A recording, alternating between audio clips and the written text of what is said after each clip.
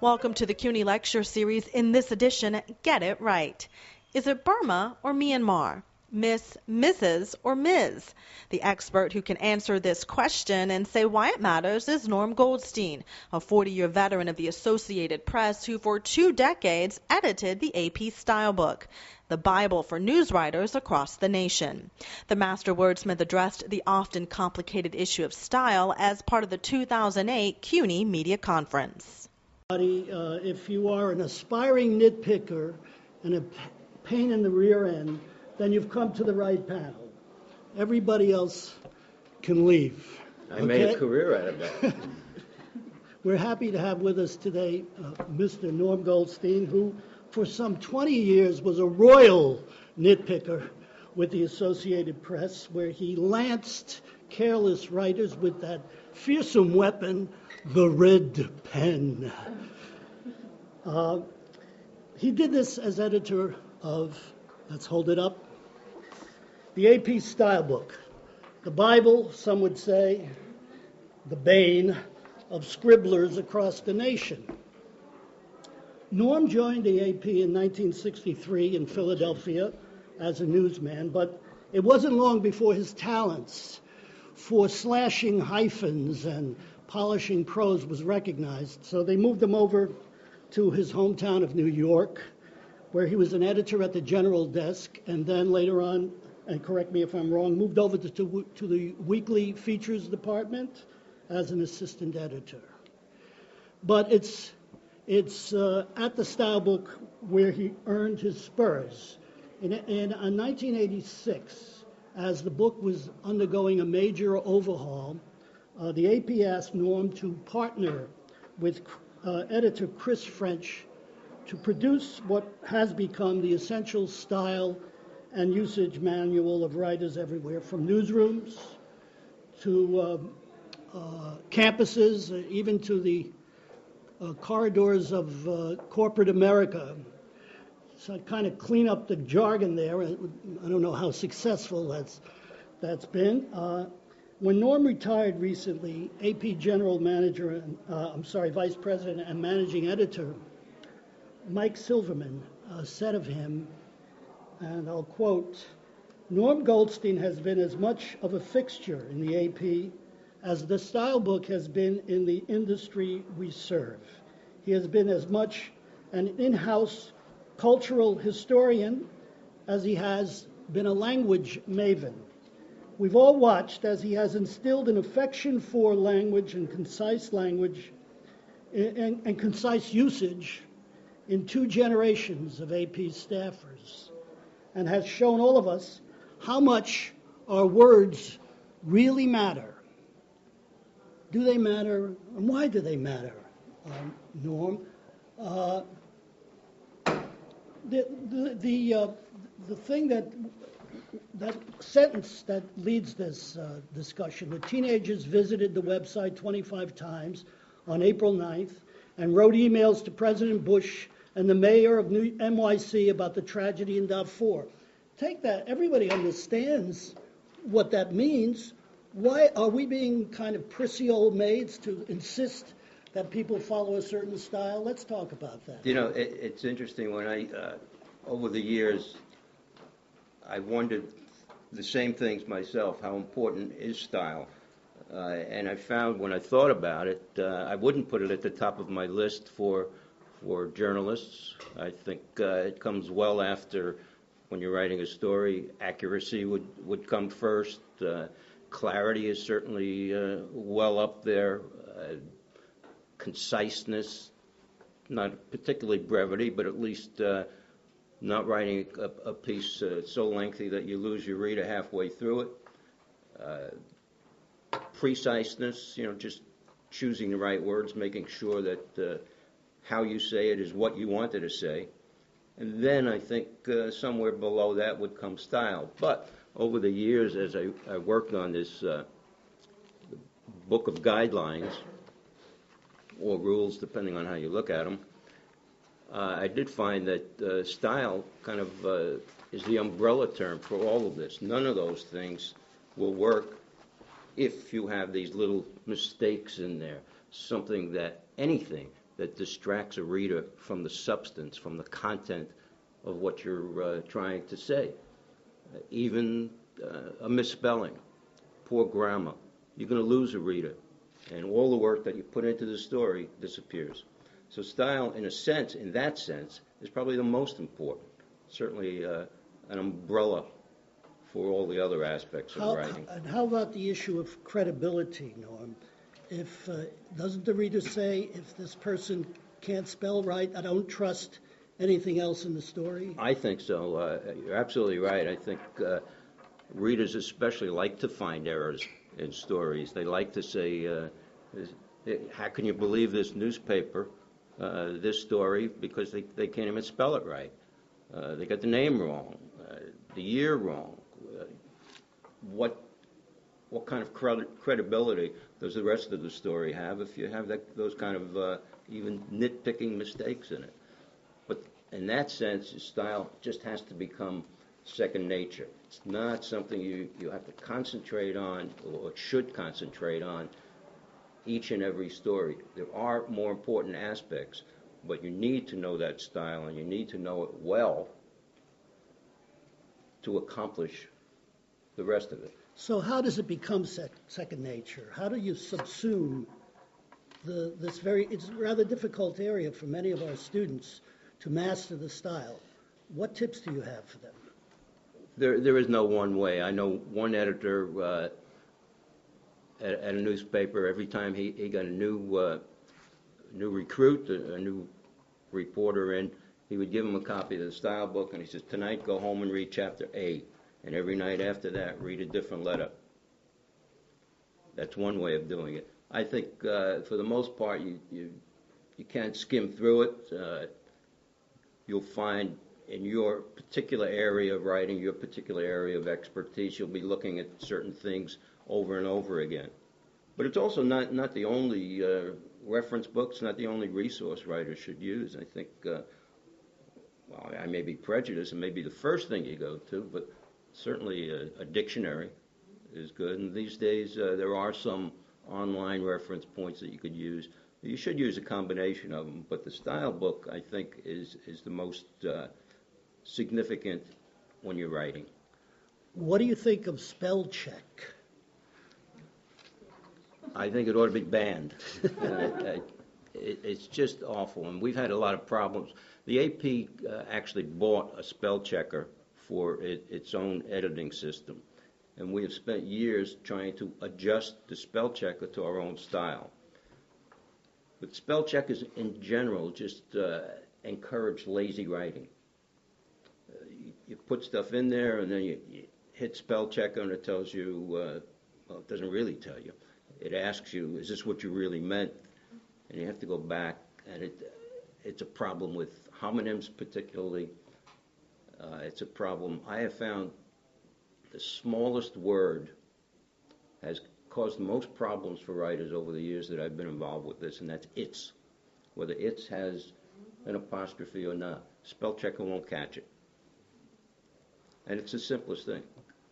ITS or IT apostrophe S. There aren't any other choices. So but it's the most common error I have found over the years. So the computer Misuse. is not as smart as we are yet. Is that the answer? Not yet. Okay. What about, now, we're in an age of texting, IMing, email. What effect has this had on the use of style? Are the barbarians at the gate, would you say? Is this a particularly bad time? I think it's going to take a while to really come up with any conclusions about that. I do think it ought to be watched carefully. We've gone, if you look back at history, we've gone from very formal news writing. If you look at 19th century news copy, it's flowery, it's hardly the brief kind of concise 5 W's that we know today. And over the years, it's become more and more informal. When you get into the text messaging and a lot of online copy, it's that much more informal, and I think you really have to keep a rein on that kind of thing. You don't want that to get out of hand.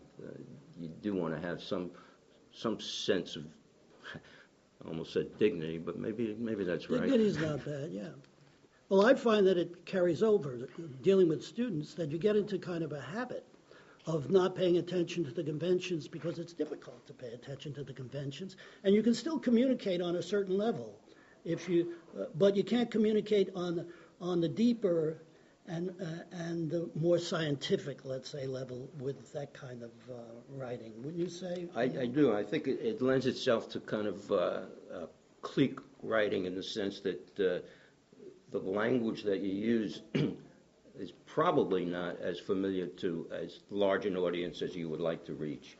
It's probably restricted. I can't think of particular examples now, but there is some writing, particularly with iMessaging, IM text, and a lot of online copy. The language itself, the vocabulary, is not very familiar to mass audiences, and you do want to reach more people.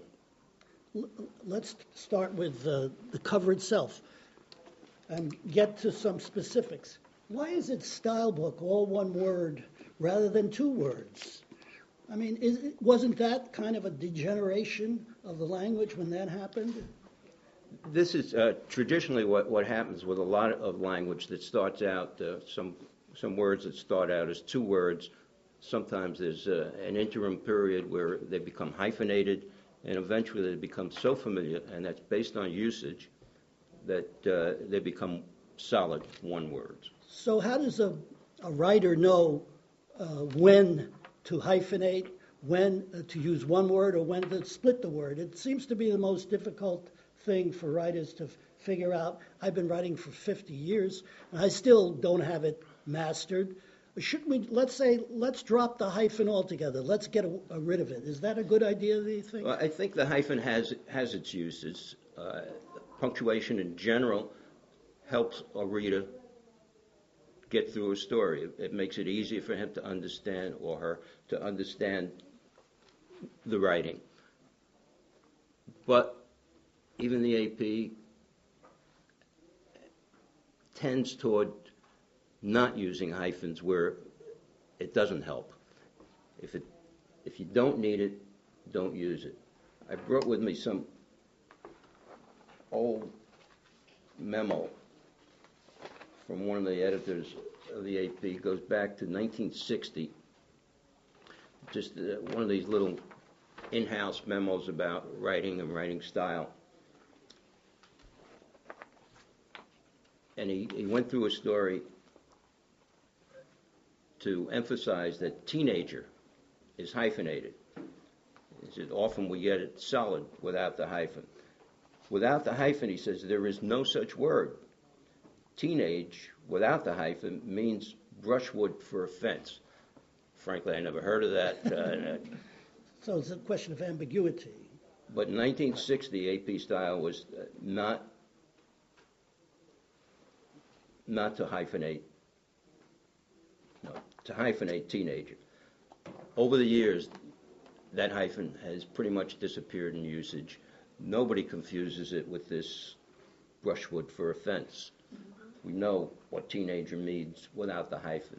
So just an example of what we were talking about, that eventually usage will tell you when that hyphen is no longer necessary. So were you responsible, Norm, for killing the hyphen in teenager? Were you the guy who did that? What my question really is, if it's how illegal, does this it wasn't me. Okay. My question really is, how does the changes that are in usage in the general atmosphere, the ether, translate into the AP Stylebook? How do you make these decisions? You sit in a room and discuss them? How does it go? It is what they call a collegial consensus.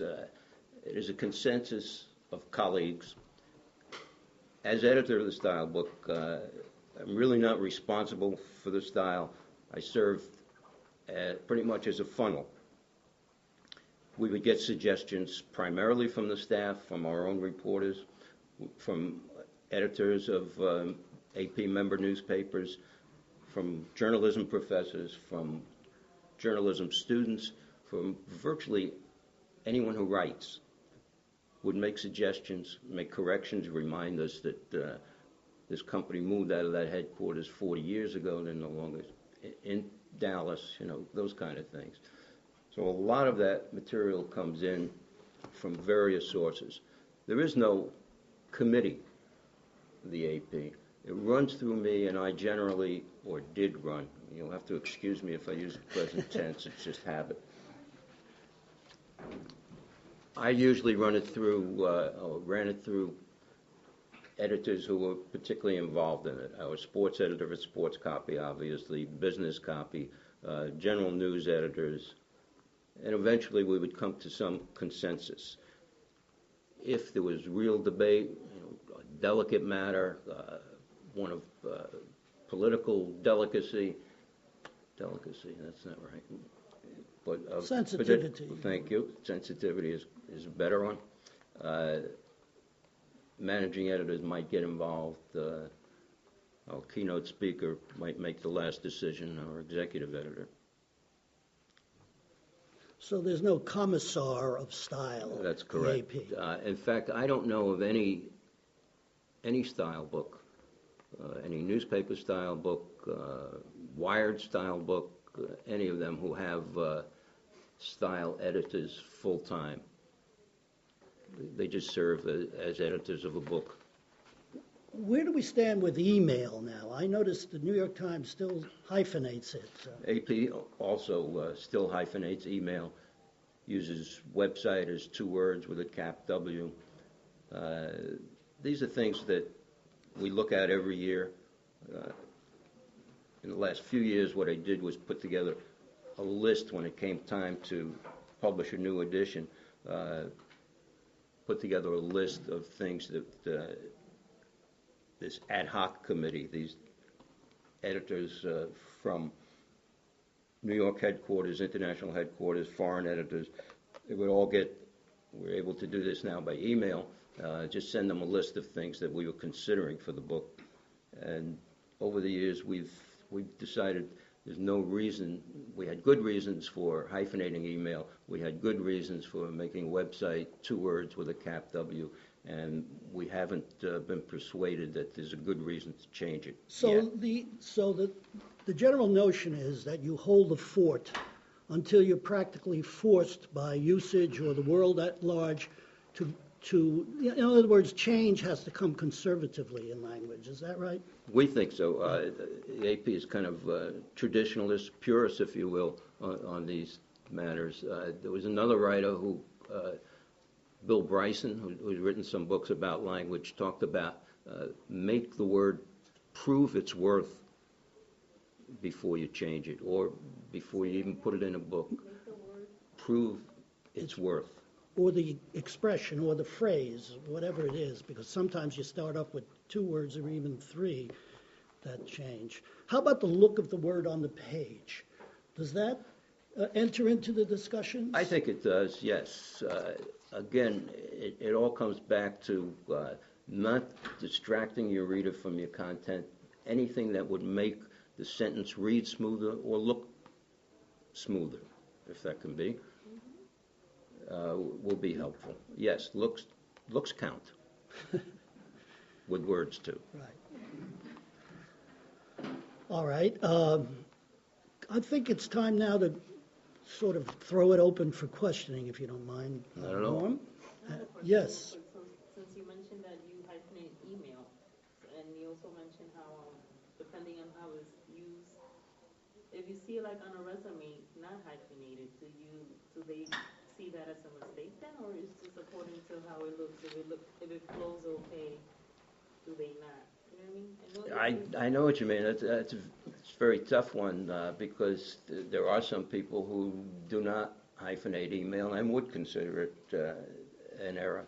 I don't know. You probably have to determine the style of the publication you're writing your resume for. I don't think it's as bad as having a coffee stain on your resume. I don't think there are many people who are hiring people who even know the distinction between email without a hyphen or not. but that doesn't say that we shouldn't know, because we should be better than they are, is my approach to this. And the more you care about the little things in writing, the more the big things will fall into place. Wouldn't you say? I absolutely agree. They do pile up in that sense. Any other questions? Yeah, there's also a question, in fact, U.S. Postal Service gets in touch with us every few years to recommend rather strongly that the AP change its style on state name abbreviations to the postal abbreviations.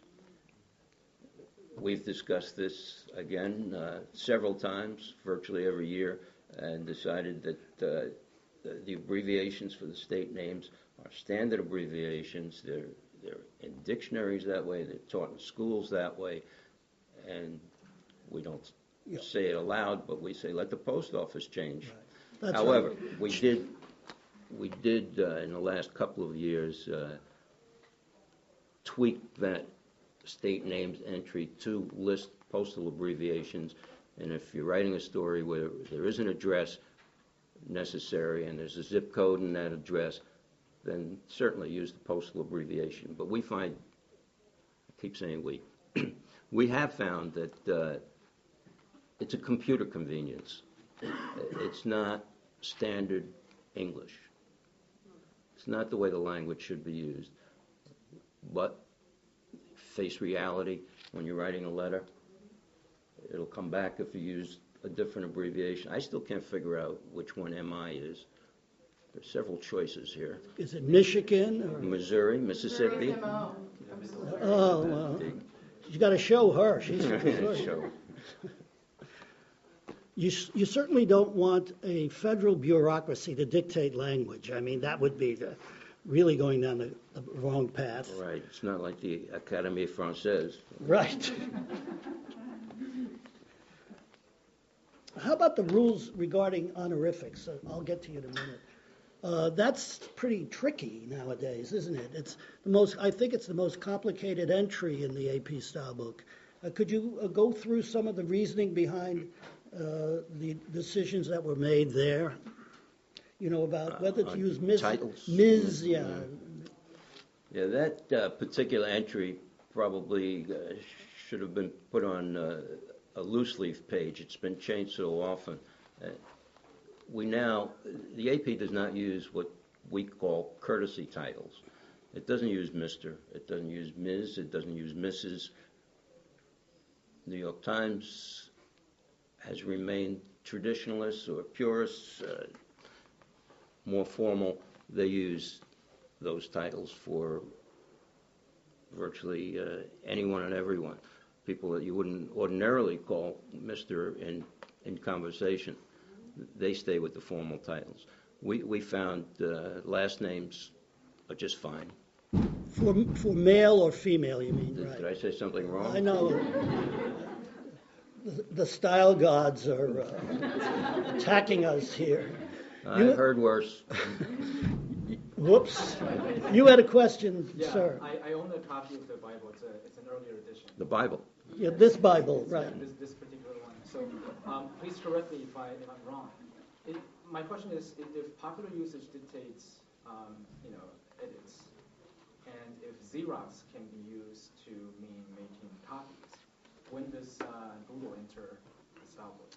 Yeah, this is a little more than a question of style. There's some legalities involved in trademarks. Xerox was a trademark. Over the years, either that trademark disappears, they don't renew it legally, do not renew the trademark, or usage determines that it's just become a synonym for photocopying. It is not really our decision. Generally, trademark decisions are made by a judge. If the company, Xerox or Google, sues and says they did not use the trademark correctly, our trademark, registered trademark, says this is the way it should be used. If they want to sue you for that, the judge will decide whether it's become common usage or there's some other words you should have used or some other way of displaying it. You do not, incidentally, I learned from our own lawyers, it is not necessary to use the trademark symbol in copy. I've gotten a lot of questions about where the symbol goes. My only answer is we don't use it. I don't care where you put it, but actually you should put it after the word, of course. So an AP writer is prohibited from using the word Google to mean a web search? Or does that still come through in some of the copies? Oh, I see. Google as a verb, you mean? Yes, it probably comes through. We probably should not use it. Well, I mean, obviously you shouldn't use Google as a generic for web search because there are other search engines that are in competition with Google and they'd get mad at you. That gentleman. That was my point. I think there was a distinction when you say I Xerox this, pamphlet. You could be using a Panasonic or any other machine, but when you say Google, you're referring to visiting Google.com and typing a search. You wouldn't know. I don't think anyone who searched on Yahoo would say I Googled it. I think it's the better part of valor to never say Xerox something either. You can always say photocopied, which would be very accurate and avoid all those problems. Generic terms are often, most often, the better idea.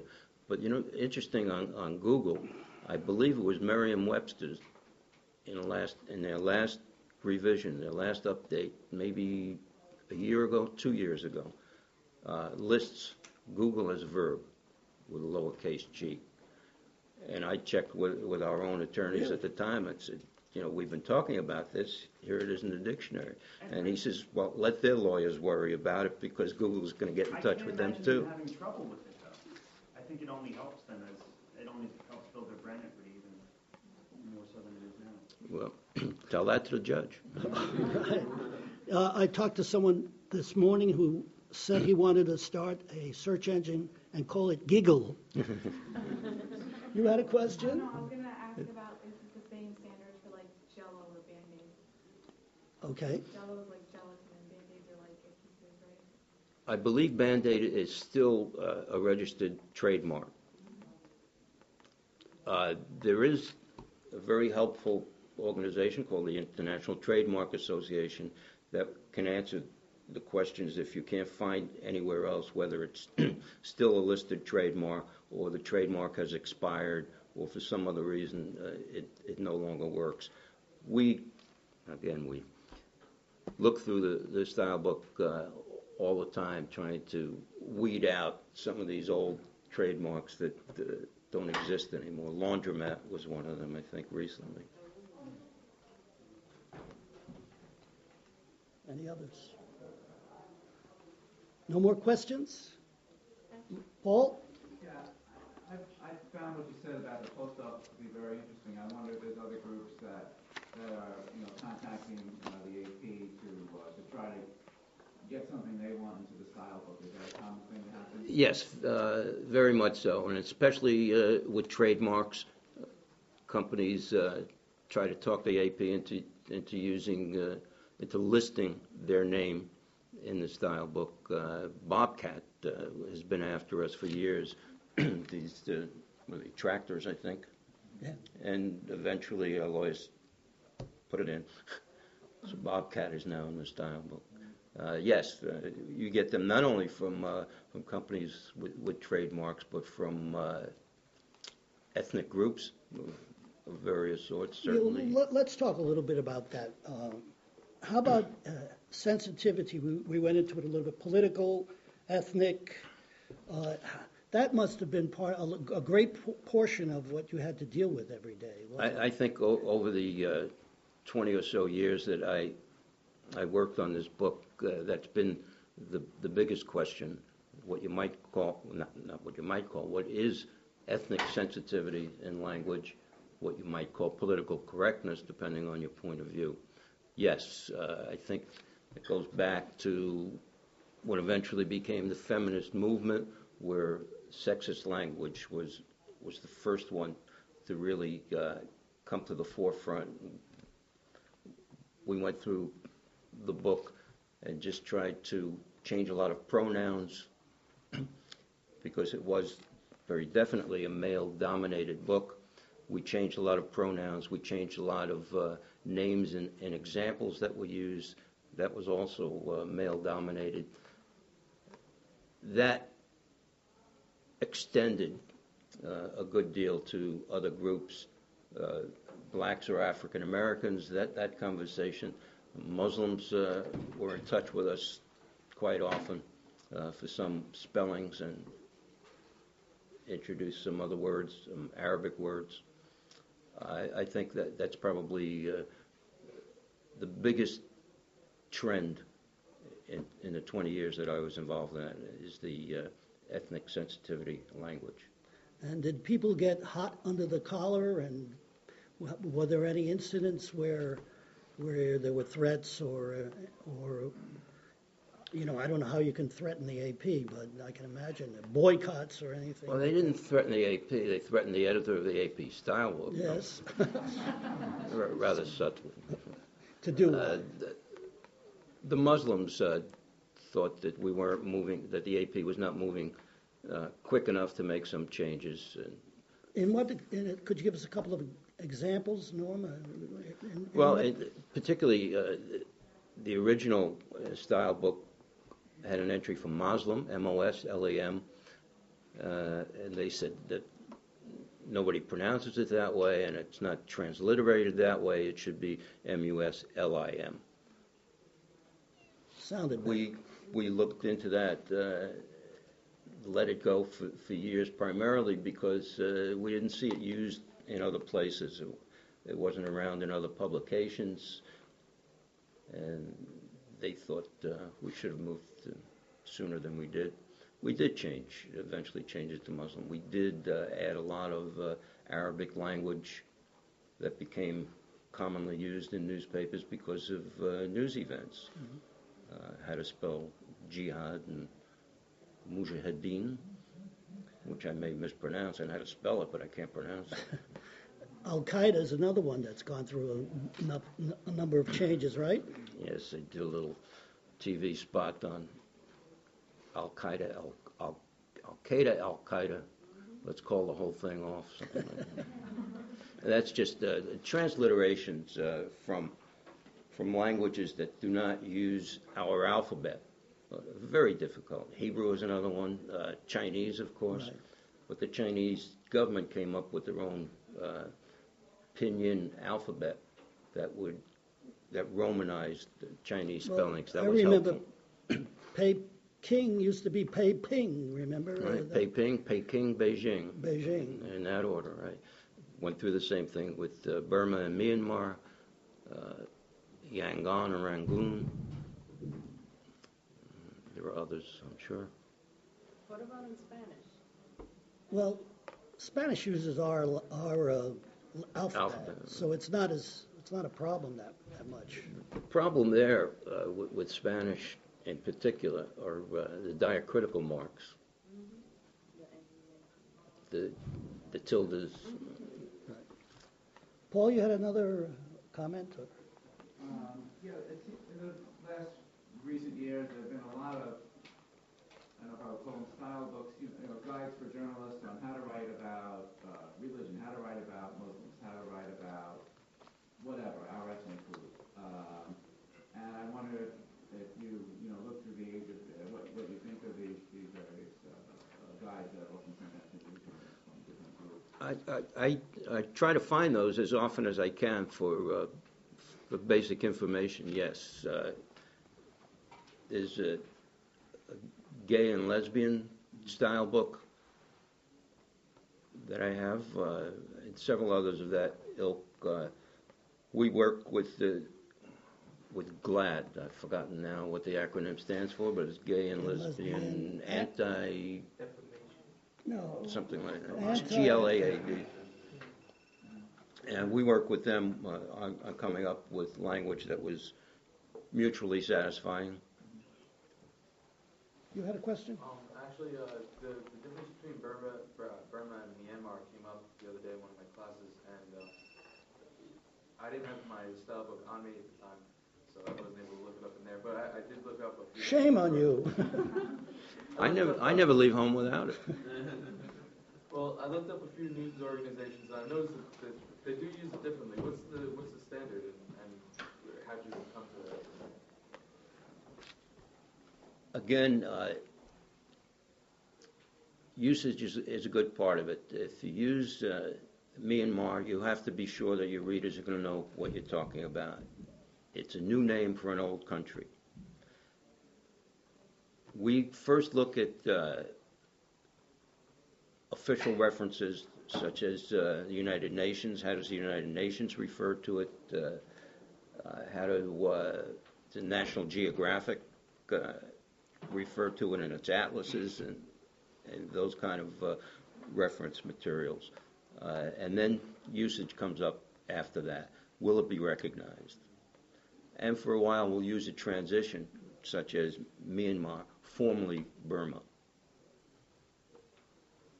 And then eventually Myanmar, if it doesn't blow itself off the map, will be known. And maybe if they ever get a new government, they'll change it. When the Soviet Union broke up, it was one of the new countries was Kazakhstan, the former republic. And the new government there decided they would take the H out of the middle of the spelling of Kazakhstan. So we took the H out of the middle of the spelling of Kazakhstan. And then 2 years later, I think it was a new government that decided the H was important to its roots, and they put it back in. They put it back in. That's a rarity, but those things come up. Amelia? Hi, I'm in one of Professor Mancini's classes, and Congratulations. Last week Yes. there was a dispute about the story about immigration and whether we should say undocumented immigrant or illegal immigrant. I was wondering what you think would be better. It's in the book. And why? Yes. Look it up. No, that's another thing Yeah, I wanted it's- to The New York stress. Times uses You don't have to illegal memorize the immigrant. book. You just have to have it. We, as you might expect, have gone through that one often, and with some dispute, but we decided on illegal immigrant. And the reasoning behind Preferred that? term rather than illegal alien or undocumented worker. We did warn about using illegals, which is kind of a derogatory term, so don't use that. But illegal immigrant, it seemed to us, was the clearest and accurate. That's what we said. I mean, they happen to be illegal in that sense, but it's not necessarily besmirching somebody to be accurate about them. That's the point. Incidentally, while I have it, just brought along this, what the AP Stylebook used to look like. It's the one I have. Is there something less accurate about undocumented? I don't think it's as clear what that means, undocumented. It could mean a number of things, including illegal, but it could mean other things as well. Doesn't have a driver's license, maybe, Well, his paperwork was lost. Right.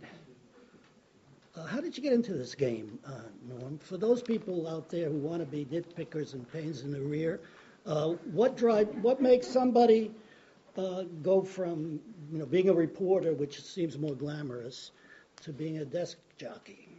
Well, without emphasizing too much that all the stars were aligned correctly, it's a story you've heard before, happened to be at the right place at the right time.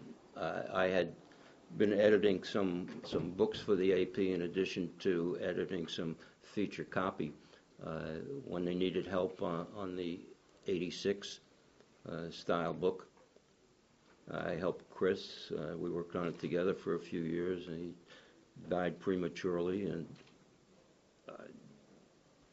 they left me there, forgot all about it. So I just stayed with it. What does it take to be a good editor? That's a very general question, I know, but could you just... I think it takes, for a start, a love of words, which fortunately I have. I had some good teachers when I was younger who instilled that love of words in me back in junior high school days as well as college days and graduate school. I once took a course in linguistic history, a summer school course in Oxford, just followed the history of the language from Chaucer through Shakespeare and on up. I found it fascinating, and I've always loved words. I think that's a major plus in editing copy. The rest of it is just learning how to deal with writers. On that subject, how difficult were the writers for you at AP? Were you reviled or adored there? I can't answer that one, but I don't think there was difficulty with writers at all. It's always been my feeling that if you can edit copy where they don't notice it, you do the little things that improve it, and yet the idiomatic expression, keep the writer's voice, if you don't change it to that extent, only improve it with tightening it,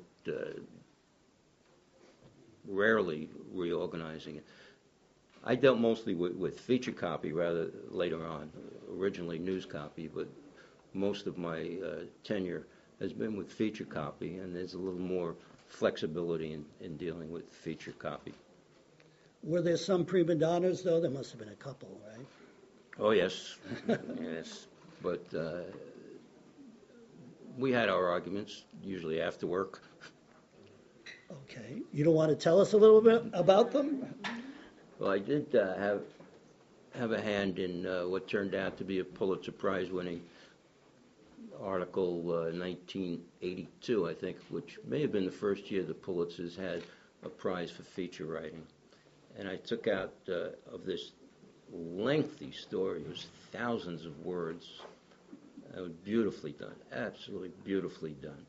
But I took out a phrase that I was probably too young to recognize, and I said, if I don't know it, nobody else will.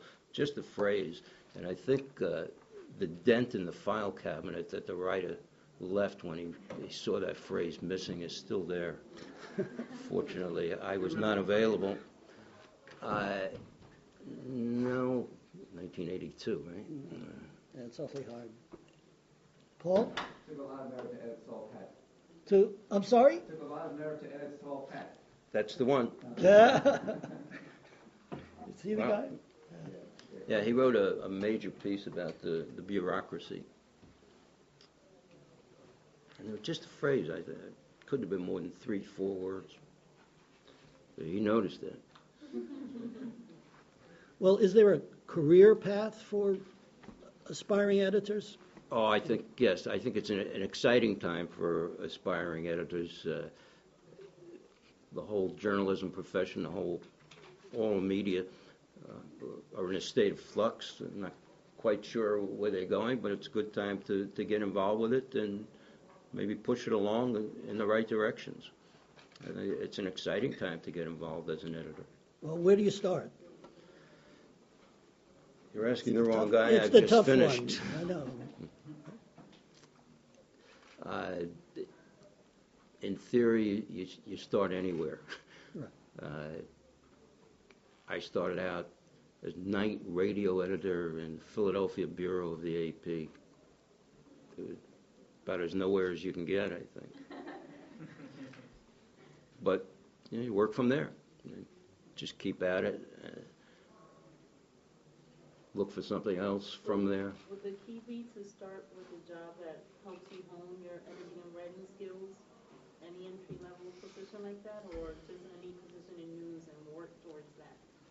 Yeah, I think if you want to get involved in any of the media, any position is a good place to start. You may, as you do when you choose majors in college, you may change your mind along the way. When you get involved with it, I wasn't sure I wanted to be a reporter. It turned out I didn't. Editor worked just fine for me. Back there. They call the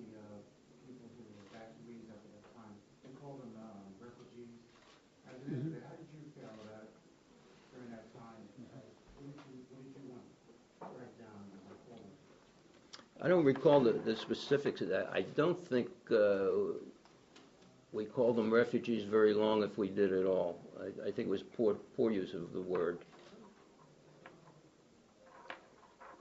In other words, it's not unusual in breaking stories like that. You come up with something very quickly, and it's only if the story lasts a while. You said, that's not exactly right. Let's just get rid of that quietly, change it to something that's more accurate and more sensitive. Yes. yes, yes, gentlemen back there in the beautiful suit. Thank you. All right. In the baseball section of the AP Stylebook, you call it RBIs instead of RBI. Why is that? If the R already stands for run. Well, you could have one RBI too. That is true, but it still stands for run. Wouldn't one RBI then be run batted in? That's right. Yeah, but That's why. But I think, no, I know what you're saying. I know what you're saying, and I have talked to our sports editor about this, and again, here, it's just common usage. It started out that way, everybody recognizes it that way, and there really isn't any good reason to change it. See, right there we have a born pain in the rear. You'd make a very good style editor. Yes, sir. You mentioned the state of flux in media. What can you say about the quality of editing presently and in the future with the web and merging of different media? Where do you see that going? I think it's, if I can use the word anarchistic at the moment, I think it's anarchy out there on the web and online for the most part. I think it'll settle down. I think the good will start to drive out the bad eventually. The better editors will get involved with online material and improve it. I think it will improve. I'm not a big fan of it at the moment. But certainly online is extremely important to anyone getting into the profession now. Sir? When you say it, you're not a big fan of it. Well, I'm not sure what you mean. Because I consume media online all the time. And, I go to different places for different things. If I, want to read about the world and I want it to be accurate, I'll go to the New York Times or the Washington Post. If I want, like, some snarky take on, Manhattan media, I'll go to Gawker.com, or I'll go to Gothamist if I want to hear what's going on in New York, or if I just want to hear about someone's life, I'll read a blog. I don't find it anarchy. I think it's, I don't know, I think it's inclusive in a way that, at least for me, works. Do you feel that there's sort of like an old guard versus new guard? Well, there's definitely a generational gap, yes. But what I meant by the anarchy reference was not particularly to news stories, but to the blogs, to even something like Wikipedia.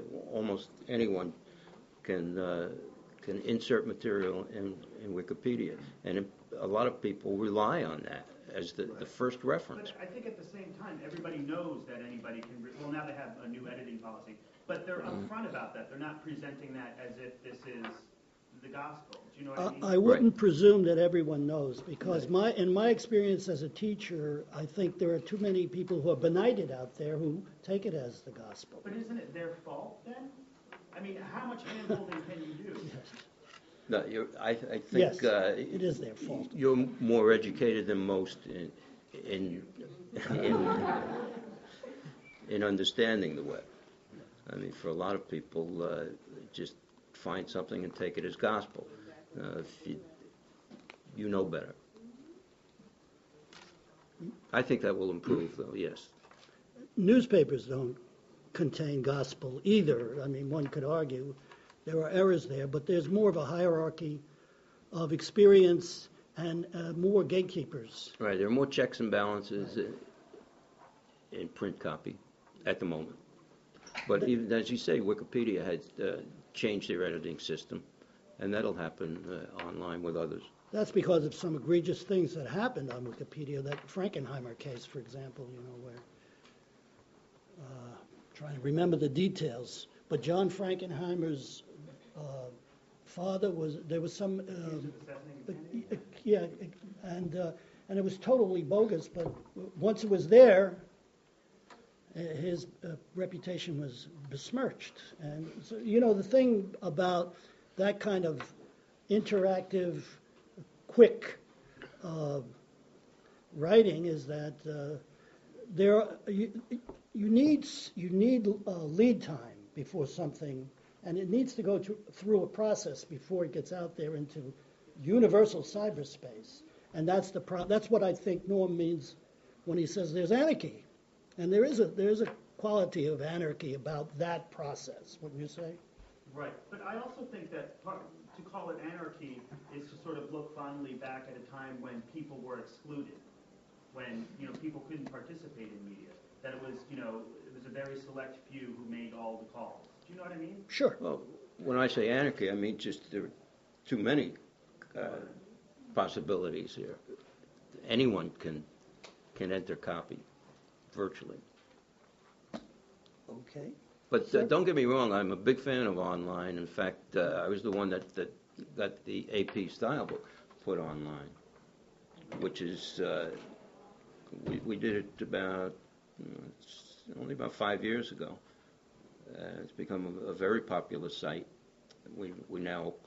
It's now available for individual subscriptions, corporate site licenses, school library site licenses. Would you feel that people in general just aren't sophisticated enough to sort of tackle these problems of what to consider actual news copy and what not to consider credible copy? The problem then with the consumers and not the people who produce? I think it may be overly simplistic, but yes. But again, I think that education will come with it, and it will develop. This gentleman had a question. Right. Yeah, forgive me, I came in a little late, so you may have touched on this, but it seems like the AP, unlike almost every traditional news organization, is thriving in this anarchy, and it's 60 years old or something. Why do you think that is? I'm not quite sure what you mean by driving. Driving? Thriving. Thriving, yes. Well, I wish I knew they were thriving. I could have asked for more money. I think, and I am not privy to any of these decisions, but I think the AP is in as much a state of flux as the other media when it involves online. Since the new president and CEO has been an emphasis on providing online material rather than print. We'll see what happens. One more question, because I just got that from somebody back there. Would you say there's a dilution of language going on as dictionaries start adding trendy words, so to speak? A dilution of language? No, I don't. I have nothing but sympathy for dictionary editors, for lexicographers.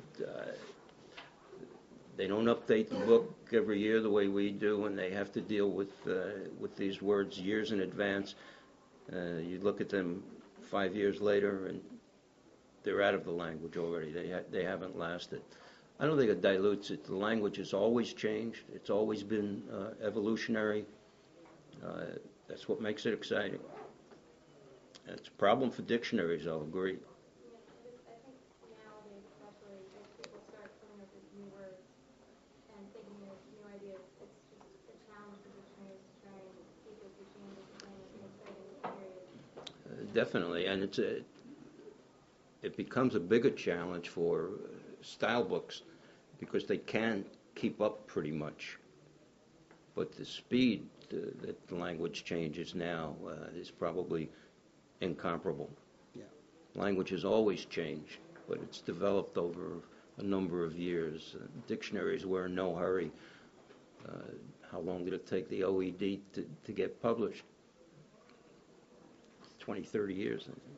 I think we have to stop it there. Let's thank Norm Goldstein.